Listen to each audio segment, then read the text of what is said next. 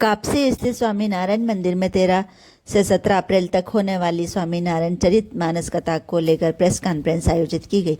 संत पूज्य दिव्य स्वरूप स्वामी जी और अमृत निधि स्वामी जी ने बताया कि यह कथा पिछले 3 वर्षों से लगातार हो रही है, जिसमें हजारों श्रद्धालु शामिल होते हैं। कथा का उद्देश्य लोगों को भक्ति से जोड़ना और लक्ष्मी नारायण के जीवन संदेशों का प्रचार करना है। सभी श्रद्धालुओं को कथा में शामिल होने का निमंत्रण दिया गया है। कथा के बाद प्रतिदिन नाश्ते की व्यवस्था भी रहेगी। धार्मिक दर्शन के लिए कुक्षी से नरेंद्र सिरवी की रिपोर्ट।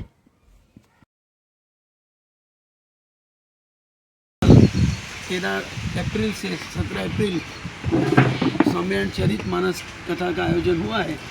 इसमें हमारी संस्था के विद्वान संत डॉक्टर विवेकनिष्ठ स्वामी पधारने वाले हैं।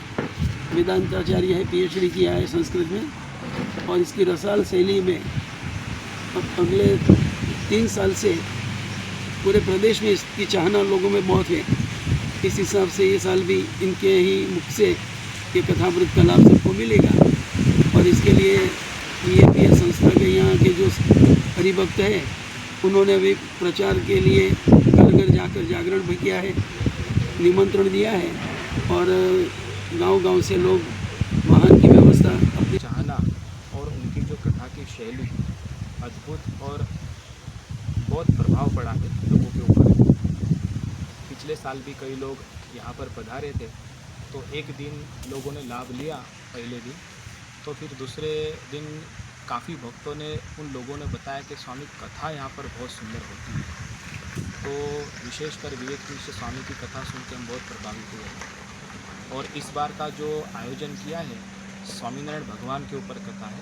हम संत लोग भी लगभग निमाड़ प्रदेश के काफ़ी गांव के अंदर विचरण कर रहे हैं, और आसपास के गांव के पाटीदार समाज, राठौड़ समाज, गुप्ता समाज, सोनी समाज, ऐसे कई समाज है, सिरवी समाज, उन समाज में जब विचरण कर रहे हैं, उस विचरण के अंदर हमें भी थोड़ी जानकारी ऐसी प्राप्त हुई कि यहाँ पर काफ़ी सालों से आज स्वामीनारायण भगवान से लोग जुड़े हैं, और छोटे छोटे बच्चे भी आज पूजा पाठ वगैरह करते हैं। लेकिन जब हम उनके साथ जब वार्तालाप हुआ और उन्होंने भी पूछा हमें कि स्वामी हम काफ़ी सालों से जुड़े हैं, लेकिन भगवान स्वामीनारायण के बारे में हम इतना कुछ नहीं जान पाते हैं, और हमें इसकी जानकारी भी बहुत कम है।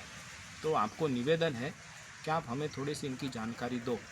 ये हमें कब पता चला, जब गांव-गांव में हम विचरण करें और घर पे गए और उन्होंने सामने से ऐसी बातें हमें व्यक्त की कि स्वामी हमें भगवान स्वामीनारायण के बारे में आप बताओ।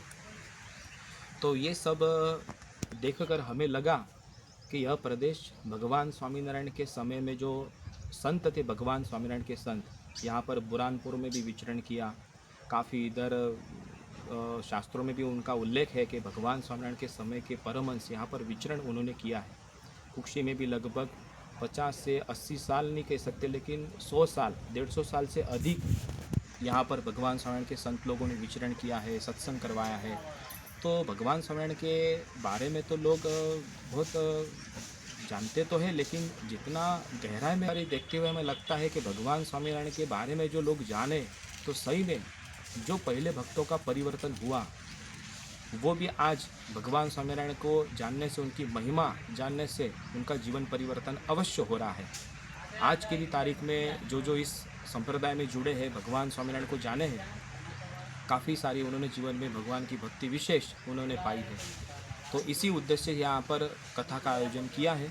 तो सभी निमाड़ के सभी समाज के भक्तों को खास नम्र निवेदन है कि यह कथा का लाभ न चूके। ये अवसर हमारे पास आया है, तो हमारे बच्चों से लेकर तक सभी माता बहनें, सभी को खास निवेदन है कि ये जानकारी जो हमारे तक पहुँची है, वो इसको खास हम हमारे जीवन के अंदर ये कथा का लाभ लें। और विशेष करके सबको खास नम्र निवेदन है, प्रार्थना है, सबको जय स्वामीनारायण। साथ ही ये स्वामी मंदिर काफी